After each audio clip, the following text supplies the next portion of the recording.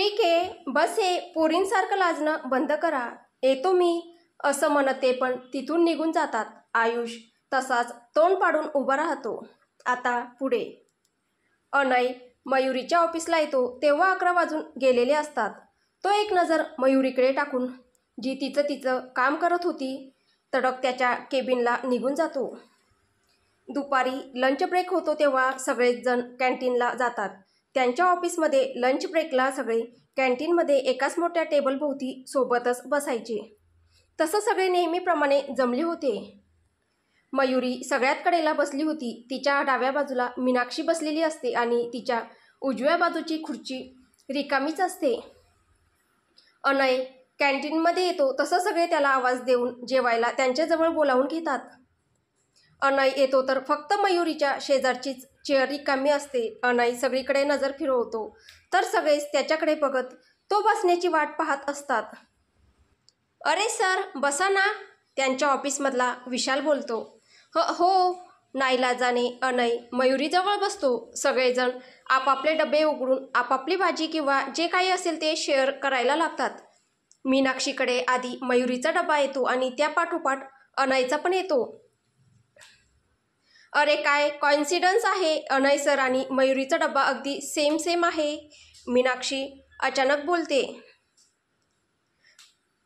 त्यात काय एवढं मीनाक्षी, असू शकते ना एकसारख्या भाजी, त्यांच्याच ऑफिसमधली दीपाली बोलते. आधीच तिला अनय मयुरीजवळ बसलाय याचा राग आलेला असतो आणि त्यात मीनाक्षीची भर पडते म्हणून ती थोडंसं चिडून बोलते. खरं तर दीपालीला अनय बघितल्या आवडला होता, पण तो कामाव्यतिरिक्त कुणाशीच जास्त बोलत नसतो, त्यामुळे तिची डाळ काही शिजत नाही. अरे नाही यार, म्हणजे ना, त्यांच्या भाजींची टेस्ट पण सेम आहे, मीनाक्षी दीपालीला बोलते.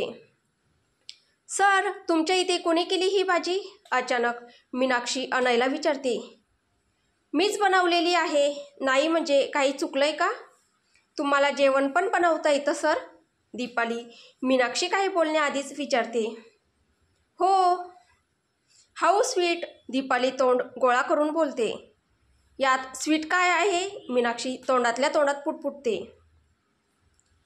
तुझ्या घरी कुणी बनवली मीनाक्षी भाजी, दीपाली जाणून बुजून मयुरीला विचारते. मीच बनवली, मयुरी खोटंच बोलते, कारण असंही तिला खरं काय ते सांगता येणार नव्हतंच. अरे हो, मी विसरलेच, तुझ्या घरी कुणी नाही बनवायला, कुणी घरी असायला तर हवं. तुला तर कोणीच नाहीये ना, आई वडील ना भाऊ बहीण, दीपाली मयुरीला अनयसमोर कमीपणा दाखवण्यासाठी खोचकपणे बोलते. दीपाली, तू असं का बोलते, मीनाक्षी थोडंसं चिडून तिला बोलते. काय चुकीचं बोलले मी? कोण आहे तिच्या घरी? आहे ती अनाथ तर आहे. तू, मीनाक्षी अजून काही बोलणार की मयुरी तिला हाताला धरून शांत बसायला लावते. तू मला गप्प करण्यापेक्षा तिला बोल ना काहीतरी, मीनाक्षी म्हणते. काय चुकीचं बोलती ती, जे खरं आहे तेच तर बोलते, मयुरी. बघ तिला पण पडतंय, दीपाली पुन्हा बोलते. इनफ, मला वाटतं आपल्या सगळ्यांचा लंच टाईम संपत आलाय, दीपाली पुढे अजून काही बोलण्याआधीच अनय बोलतो. सगळ्यांच्या त्याचा आवाज थोडा चिडल्यासारखा वाटला तसं सगळेच आपापला डबा संपवायच्या मागे लागले. 5 मिनिटांनी मयुरी तिचं झालंय म्हणून तिथून निघून जाते. तसं मीनाक्षी दीपालीकडे रागाने पाहायला लागते, पण तिला काहीच फरक पडत नाही. बघितलं, गेली ना ती निघून, मीनाक्षी दीपालीला बोलते. अरे पण मी काय केलं, दीपाली भोळा चेहरा करत बोलते. मीनाक्षी इज राईट दीपाली, तू तिला फॅमिलीवरून नव्हतं बोलायला पाहिजे, त्यांच्या ऑफिसमधला समर बोलतो. हो बरोबर आहे दीपाली, तू बोलायला नको होतं, राधाही समरच्या बोलण्याला दुजोरा देते. आता बाकीचेही मयुरीला बोलत मयुरी गेली त्या दिशेने पाहायला लागतात. अनय पण जाणाऱ्या मयुरीला पाठमोरा पाहायला लागतो. त्याला माहीत असतं की मयुरीला दीपालीच्या एवढ्याशा बोलण्याने काहीच फरक पडणार नाही, पण कालच्या प्रकरणामुळे काहीच सांगता येत नव्हतं. इकडे मयुरी तिथून निघून सरळ लेडीज वॉशरूममध्ये जाते. इतर वेळी जर दीपाली असं काही बोलली असती तर कदाचित तिला काहीच फरक पडला नसता, पण आजच दीपालीचं बोलणं तिला सतत कालच्या वीरेंच्या बोलण्याची आठवण करून देत होतं.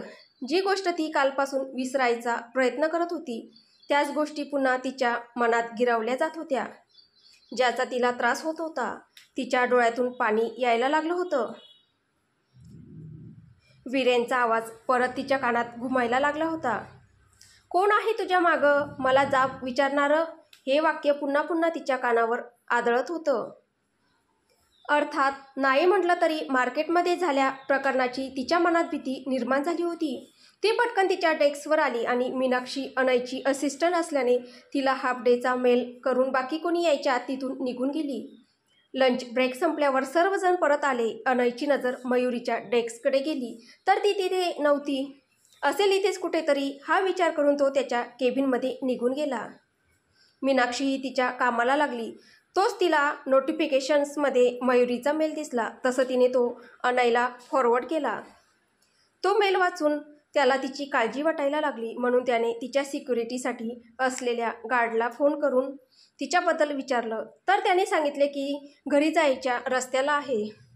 अनय काहीच न बोलता कॉल कट करतो आणि त्याचं काम करायला लागतो. पण तरीही त्याचं अर्ध लक्ष हे मयुरीतच गुंतलेलं होतं.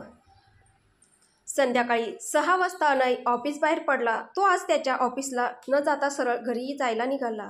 तसा त्याने आयुषला ही मेसेज केला होता. अनय घरी आला तर बाहेरच लिओ बसलेला होता, जो त्याला पाहताच त्याची शेपूट हलवायला लागला.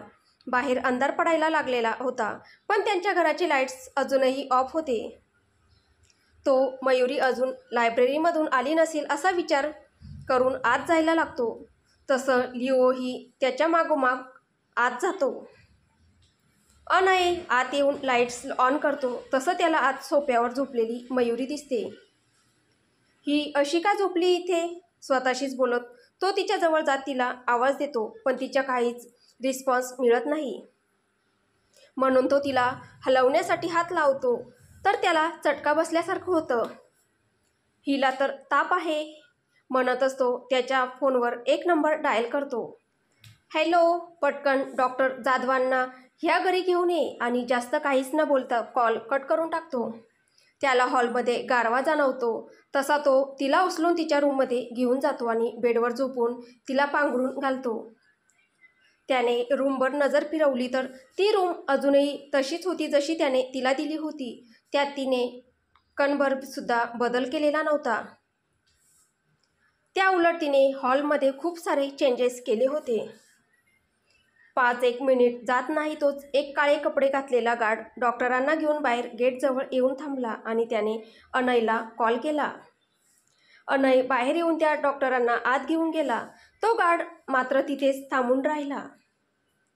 डॉक्टर आणि अनय आत आले तर लिओ बेडवर मयुरीजवळ बसलेला होता. डॉक्टरांना पाहून तो गुरगुरायला लागला.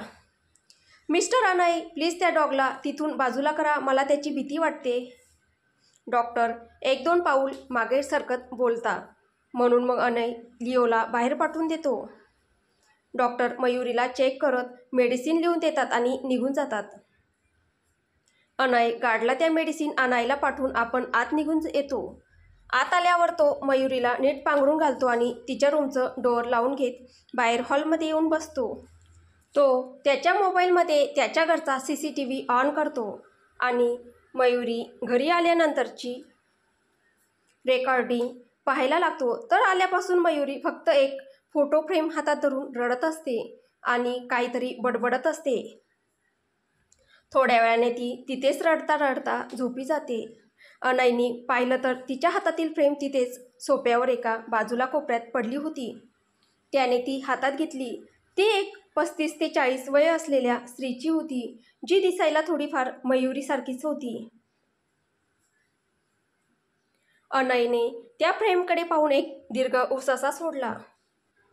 मला माहीत आहे की तिच्या आयुष्यात तुमच्याशिवाय दुसरं कुणीच कधीच नव्हतं आणि तुम्ही गेल्यावर तिने तिच्या आयुष्यात कुणाला येऊही दिलं नाही. पण मी नेहमी तुम्हाला दिलेलं वचन निभावणार. तिला इथून पुढे कधीच एकटं नाही सोडणार. मला तुम्हाला दोघींना शोधायला 12 वर्षे लागली. जेव्हा शोधलं तेव्हा समजलं की तुम्ही आम्हाला कायमच्या सोडून गेलेले आहात. एवढेच बोलून त्याने स्वतःचे डोळे मिटले. त्याच्या डोळ्याच्या कडातून अश्रूचा एक थेंब बाहेर पडतो. वाटलं होतं की आई बाबानंतर तुमची सावली भेटेल, पण नशिबाने तिथेही आमच्या सगळ्यांचा घात केला आणि तुम्हाला आमच्याकडून हिरावून घेतलं. तुमची आठवण म्हणून तुम्ही मागे ही एवढी गोड निशाणी तुमची मुलगी ठेवली, पण तुम्हालाही माहीत आहे की तिला आणि सगळ्या जगाला तिची खरी ओळख सांगितले तर तिच्या जीवाला धोका निर्माण होईल म्हणून, आणि आजोबांची इच्छा होती म्हणून या परिस्थितीत तिच्याशी लग्न करावं लागलं. मला आणि आयूला तुमची खूप आठवण येते. आजोबाही खूप हळवे होतात. त्यांची तर इच्छा आहे की मी मयुरीला लवकरात लवकर घरी घेऊन यावं. बाकी काही असो, पण मी तिची काळजी घेईल. मला माहीत नाही तुम्ही गेल्यावर ती तिचं आयुष्य कसं जगली, पण इथून पुढे तिला कसलाच त्रास होणार नाही. तिचा फ्रेंड म्हणून मी नेहमी तिच्यासोबत असेल. त्याने ती प्रेम तशीच छातीशी घट्ट कवटाळली. त्याच्या मनात आठवणींचा कल्लोळ माजला होता, ज्यातून सावरायला त्याला जमत नव्हतं. थोड्याच वेळ गेला असेल की घड्याळात 7 वाजल्याची बेल झाली. त्याच्या आवाजाने अभिनय भानावर आला. त्याने जाऊन एकदा मयुरीला चेक केले. तिचा ताप आता बऱ्यापैकी उतरलेला होता. तो तसंच किचनमध्ये आला. त्याने तिच्यासाठी आणि स्वतःसाठी साधी डाळीची खिचडी टाकून दिली आणि पुन्हा मयुरीजवळ येऊन बसला. ती अजूनही झोपलेलीच होती, म्हणून त्याने त्याचा लॅपटॉप तिथे आणून त्याच्या ऑफिसचं काम करायला सुरुवात केली. कामाच्या नादात 9 कधी वाजले हे त्याला समजलं सुद्धा नाही. तो त्याच्याच नादात काम करत होता. तेव्हाच मयुरीला जाग आली. तिने आजूबाजूला बघितले तर तिच्या बाजूलाच बेडवर लॅपटॉप ठेवून आणि चेअरवर बसून अनय काहीतरी टाईप करत होता.